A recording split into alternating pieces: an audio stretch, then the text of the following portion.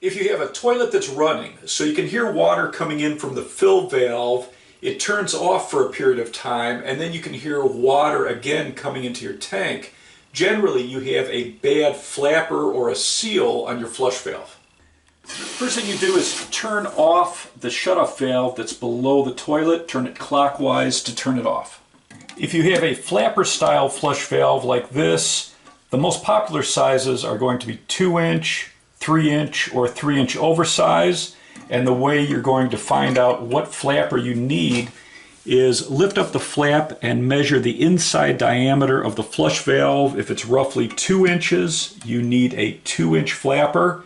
If it's roughly a 3-inch flapper. If it's over 3 inches, you need a 3-inch oversize.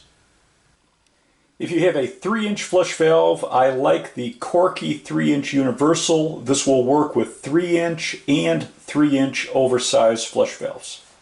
To remove the old flapper, take the hook off the handle and then pull out the flapper from the 2 posts on the flush valve. With this style flapper, I'm going to push the arms onto the posts on the flush valve. This also has an adjustment where we can have it stay open longer or close faster. And I'm just going to push it onto the posts like that. When you're connecting the chain to the handle, you only want about a 1/4 inch worth of slack, no more than a 1/2 inch of slack.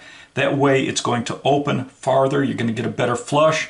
And you want to connect it to the arm right above the flapper. You don't want to have it at an angle.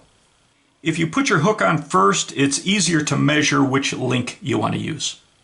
Now you can turn your water back on.